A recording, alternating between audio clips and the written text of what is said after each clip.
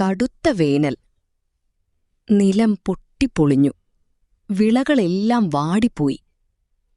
ഒരു പാവപ്പെട്ട കർഷകൻ, രാമൻ. അവന്റെ കണ്ണുകളിൽ നിരാശ. ഇനി എന്തു ചെയ്യും? എല്ലാം നഷ്ടമായി. വീട്ടിൽ ഭക്ഷണം പോലും കുറവായി. ഇതുപോലെ പോകുകയാണെങ്കിൽ നമുക്കെങ്ങനെ ജീവിക്കും? അച്ഛാ, നമ്മുടെ നിലം വീണ്ടും പച്ചയായിരിക്കുമോ? രാമൻ മിണ്ടാതെ നിന്നു. ഒരു ദിവസം വഴിയിലൊരു വയസ്സായ ഒരാൾ രാമനെ കണ്ടു. ഇതെടുക്കൂ. ഒരു ചെറിയ വിത്ത് കൈമാറി.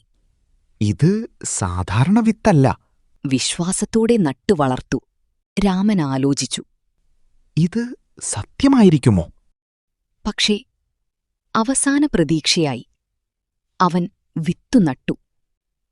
അടുത്ത ദിവസം രാവിലെ ചെറിയ ഒരു പച്ചത്തളിർ അത്ര വേഗത്തിൽ വളരാൻ തുടങ്ങി. ദിവസങ്ങൾ കടന്നു. ചെടി വൻമരമായി മാറി. ഇലകൾ പ്രകാശിക്കുന്നു. ഒരു ദിവസം മരത്തിൽ നിന്നു പഴങ്ങൾ വീണു. പക്ഷേ അത് സാധാരണ പഴങ്ങളല്ല. സ്വർണം പോലെ തിളങ്ങുന്ന ഫലം. രാമന്റെ ജീവിതം മാറി. പുതിയ വീട്, കുടുംബം, സന്തോഷം. പക്ഷേ അടുത്ത ഗ്രാമത്തിലെ ഒരു ധനികൻ. എനിക്ക് ആ മരമുണ്ടെങ്കിൽ ഞാൻ കൂടുതൽ സമ്പന്നനാകും. ഒരു രാത്രി മാധവൻ മരത്തിൽ നിന്നു പഴം പറിക്കാൻ ശ്രമിച്ചു. പഴം തൊട്ടപ്പോൾ പെട്ടെന്ന് പഴങ്ങൾ പൊടിയായി മാറി. ഇതെന്താണ്? അപ്പോൾ ആ വൃദ്ധൻ വീണ്ടും പ്രത്യക്ഷപ്പെട്ടു. ഈ മരം വിശ്വാസത്തിന്റെയും സത്യത്തിന്റെയും പ്രതിഫലമാണ്.